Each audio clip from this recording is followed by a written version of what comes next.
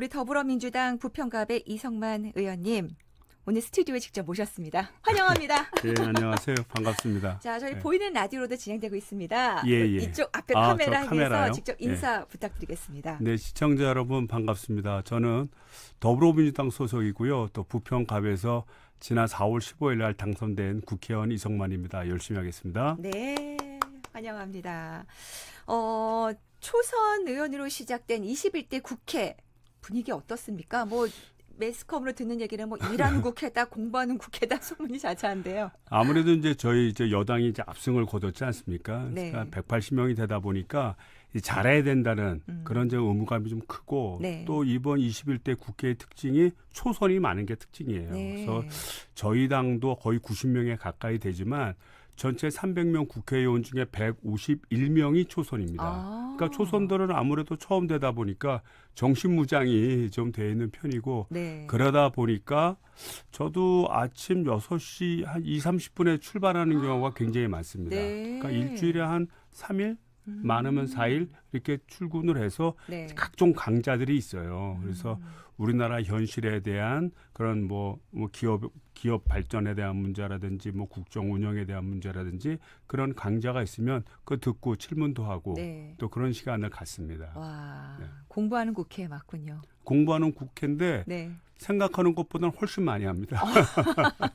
훨씬 공부 훨씬 열심히 하는 많이 국회. 합니다. 네, 네. 아니 그래도 듣기로는 우리 이성만 의원님이 좋은 분위기를 만들기 위해서 예. 이렇게 새벽부터 열심히 일하시지만 월요병 없는 사무실을 만들자 또 이런 얘기도 들었습니다. 그거는 이제 저희 보좌진들이 네. 이제 아무래도 사람이 토요일, 일요일 쉬고 나면 이제 월요일 날 네. 아무래도 좀 새로 그 사무실 일에 적응하기가 좀 시간이 힘들어요. 걸리지 않습니까? 그렇죠. 직장인들의 공통적인 현상인데 네. 그래서 9시 반에 출근하는 걸 하면 어떠냐. 또 월요일 30분 늦게. 그렇죠. 네. 교통체증이 있으니까 음. 9시 반으로 하면 훨씬 더 쉴 수 있는 여유가 있다는 어. 거예요. 그래서 뭐 열심히 한다고 하니까 예. 그렇게 해보자 했는데 배려하는 의원님. 뭐 제가 배려한다기보다는 네. 그냥 저희 사무실 자체는 좀 자율적으로 하는 걸 원칙으로 하고 뭐 이렇게 딱딱하게 뭐 군대 시간 맞추듯이 하기보다는 네. 자기 의무와 역할을 좀 확실히 하면서 정확하게 일하는 시스템으로 간다면 네. 뭐 다소의 융통성을 부릴 수 있다고 봅니다. 네, 전 이 얘기 듣고 의원님이 되게 좋더라고요. 보좌진들 행복하겠다. 여기 사장님은 그렇게 안 해주시나요? 아우, 더 따뜻하세요. 아 그래요? 자, 21대 국회 상임위에서 산업통상자원중소벤처기업위원회에서 활동하게 되셨습니다. 예. 이게 준비하셨던 부분이죠? 그렇죠. 아무래도 우리가 이제 이게 실물 경제 아닙니까? 네. 기업들이 어떻게 활동을 했고 어떻게 생산을 하고 그 생산의 결과로 소득은 어떻게 되고 고용은 어떻게 되는가 이런 거를 전체로 책임지는 위원회예요, 사실은요. 네. 그래서 실물 경제와 금융 경제가 있긴 하지만 나라의 근간이 되는 것은 실물 경제라고 보고 여기에 제가 좀 소망을 했고요. 네. 또 특별히 지금은 그 코로나 사태 때문에 수요의 공백 상태가 있지 않습니까? 네. 또 생산하는 데도 차질이 있기 때문에 이런 문제에 대해서 좀 깊이 있고 관심 있게 좀 관리하고 기여해야겠다 해서 이번에 산업위원회로 제가 이제 신청을 냈는데 네. 좀 인기 있는 위원회였어요. 네. 근데 다행히도 제가 좀 선발이 됐습니다. 이번에 1호 법안을 발의하셨는데요. 하도급 거래 공정화에 관한 법률 일부 개정입니다. 네. 자, 이 내용도 좀 알려주시겠어요? 이게 이제 원청하고 하청이 있지 않습니까? 네. 근데 원청이 일반적으로 우월적 지위를 갖는 게 왜냐면 물건을 구매해 그렇죠. 주니까. 근데 하청이 가지는 기술을 네. 이 원청들이 기술을 탈취하는 경우가 생깁니다. 그러면 해당되는 법에서 3배 이상 그 손해를 물을 수 있는 징벌적 그 조항이 있어요. 네. 그래서 예를 들자면 뭐 3천만 원의 피해를 입었다 그러면 3배 그러면 9천만 원을 배상해야 되는 그런 조항이 있는데 네. 문제는 뭐냐면 어떤 것이 얼마로 어떻게 계산하는지에 대한 원칙이 전혀 없는 거예요. 그렇죠. 그러니까 이게 막연한 겁니다. 그래서 이런 막연함 때문에 오히려 그 하청업체가 기술 탈취를 당했음에도 불구하고 제대로 이 문제에 대응하지 못하는 경우가 많았어요. 그래서 네. 저희가 특허법에 이런 거에 관한 내용이 일부 있습니다. 그래서 특허라는 것을 침해했을 때 네. 얼마의 징벌액을 산정을 하고 또 어떠한 절차를 거치는지가 돼 있기 때문에 그 부분을 원용을 해서 어떻게 보면 이 징벌적 그 처벌 내용을 좀 강화시킨 거죠. 더 정확하게 만들고요. 네. 그러니까 한마디로 갑질 없애고 그렇죠. 하도급 업체에서 기술 뺏기고 아무 말 못하고 피해만 봤던 거 이제 그건 그만하자. 이제 정당한 손해배상 받을 수 있도록 하겠다는 받을 거죠. 수 있도록 원칙을 내부적으로 더 확실하게 정한 겁니다. 특히 인천은 산단이 많잖아요. 아주 절실한 부분이었을 것 같은데요. 절실한 부분이고요. 네. 우리가 조사를 해보니까 생각보다는 이런 일이 굉장히 많았습니다. 그러니까 가장 큰 이유는 이 하청업체들이 기술적인 어떤 독점력을 가지면 네. 이 단가가 올라가지 않습니까? 그렇죠. 그러니까 원청 같은 경우에 그 단가를 낮추기 위해서 기술 요구를 합니다. 네. 니네들 대체 이런 물건 만드는데 어떻게 만드는 네, 거야? 네. 그거 안 하면 물건 안 살 수 있어. 그렇죠. 뭐 이런 식으로 해서 네. 기술 내용을 뺀 다음에 그거를 다른 업체에 알려주는 거예요. 그렇죠. 그래서 서로 경쟁을 붙이는 겁니다. 그런 경우들이 굉장히 많았고 네. 심지어는 우리나라 기술을 뺏어다가 중국 업체에다 넘겨준 경우도 있어요. 네네네. 예, 그래서 이 문제에 대해서는 우리 하도급을 하는 우리 업체들이 네. 스스로 기술을 개발하고 노력하는 의지를 어떻게 보면 꺾는 거 아니겠어요? 그럼요. 어떻게 보면 우리나라의 잠재적인 성장 능력을 훼손할 우려가 굉장히 그렇죠. 많기 때문에 네. 이 징벌적 규정이 현실화될 수 있도록 네. 내용을 보강한 것입니다. 그렇습니다. 진짜 뭐 첨단 기술을 갖고 있는 하도급 업체도 많은데 그렇죠. 많이 보호가 되겠습니다. 예. 네. 자, 이제 공약 얘기를 좀 해보겠습니다. 네. 백운역에서 송내역까지 지화하겠다. 네, 네네. 지화를 통한 변화 어떤 것들을 기대할 수 있을까요? 이제 이게 경인전철 이제 지화를 하는 건데 네.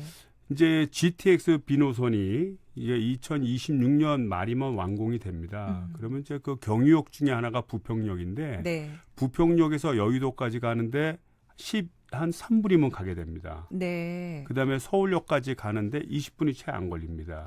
그러니까 이 GTX B 노선이 어떻게 보면 교통의 혁명을 이루는 것인데 네. 우리 부평역 입장에서 보면 이제 서부권의 중심역으로 다시 거듭나는 그런 결과를 가져오거든요. 네. 그래서 이 중심역으로서의 도시 공간 구조를 바꿔야겠다는 그런 생각으로 네. 해당되는 토지를 확보해야 되지 않습니까? 네. 그래서 경인전철 지나가는 구간을 지화하고 네. 그 상부 토지와 주변 토지를 개발을 해서 네. 부평역 주변에 도시 공간을 재편하되 여의도나 서울에 버금갈 수 있는 업무지대로 만들자는 생각입니다. 그래서 이 문제는 제가 우리 시장님하고도 협의를 하고 네. 향후에 인천시에서 좀 용역도 하고 네. 해서 가능성을 타진해서 2026년 말까지는 시간이 있기 때문에 하나씩 차근차근 진행할 생각이고요. 네. 이렇게 된다면 우리 부평이 수도권 서부의 중심 업무지대로서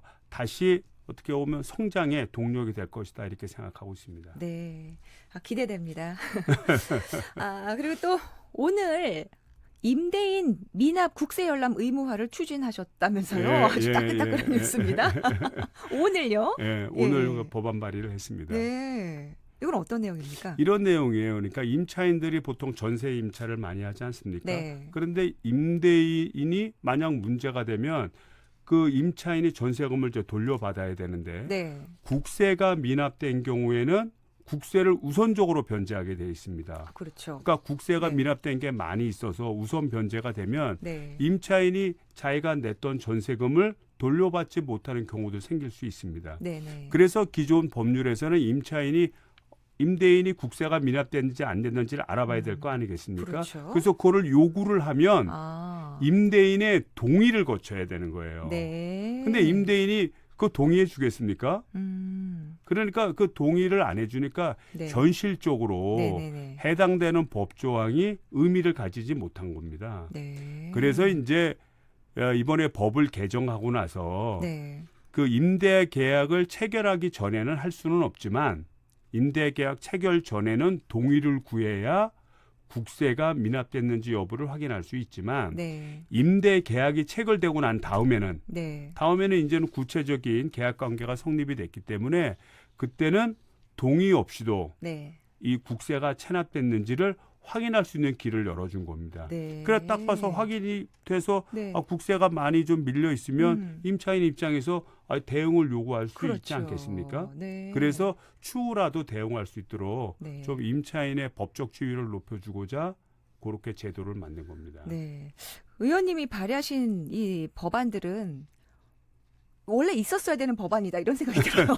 이제 이게 제가 생각한 부분도 있지만 네. 또 일정 부분은 사실 20대 국회에서 해결했어야 마땅함에도 불구하고 그러니까요. 그동안 20대 국회가 뭐 여러 가지 공정 과정을 거치면서 네. 업무 처리가 제대로 안 됐었거든요. 그러니까 법안 처리율이 굉장히 낮습니다. 네. 그래서 사장됐던 필요하지만 사장됐던 법 중에서 좀 의미 있는 것 또 저희 주변 또 생활하고 밀접하게 관련돼 있는 것, 네. 그걸 중에 좀 찾아낸 부분입니다. 아, 네. 그렇습니다. 우리 애청자분들도 지금 의원님 얘기 들으면서 아니 우리나라 기술 빼다가 다른 나라에 주는 거 이거 못된 짓이에요. 기술자들 잘 대접해줘야 돼요. 이런 의견들과 함께 국민들 마음 얻지 못하면 그 자리 유지 어려우니까 국민 많이 생각해달라는 의견들도 많이 올라오십니다. 그러니까 그 해당되는 그 기업이 우리나라에 네. 아주 이름이 높은 대기업입니다. 그래서 그 대기업의 이름을 얘기하면 또 그 타격이 있을까봐 제가 얘기는 안 하는데 네.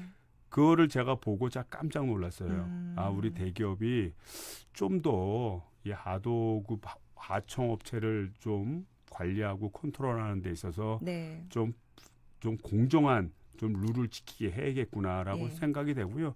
요것이 진행되는 과정을 봐서 징벌규 규정이 지금은 3배로 돼 있지만 5배, 10배 이렇게 늘려갈 거를 검토할 생각입니다. 네. 자, 벌써 마무리할 시간이 돼서요. 우리 애청자분들께 짧게 끝인사 한 말씀 남겨주시죠. 네, 오래간만에 우리 경인교통방송에 와서 인사드렸고요. 하여튼 여러분들의 성원으로 제가 국회에 가서 일을 됐다고 생각합니다. 그래서 국회에서 했던 일 자주 시청자 여러분 뵙고 또 소개도 하고 또 여러분들의 의견을 듣는 그런 국회의원 되도록 하겠습니다. 감사합니다. 네, 계속 앞으로도 약자들을 위한 이렇게 현실적인 법안 기대하겠습니다. 예, 오늘 감사합니다. 고맙습니다. 네, 감사합니다. 자, 교통 상황 전해드릴게요. TVN 교통정보센터의 문은주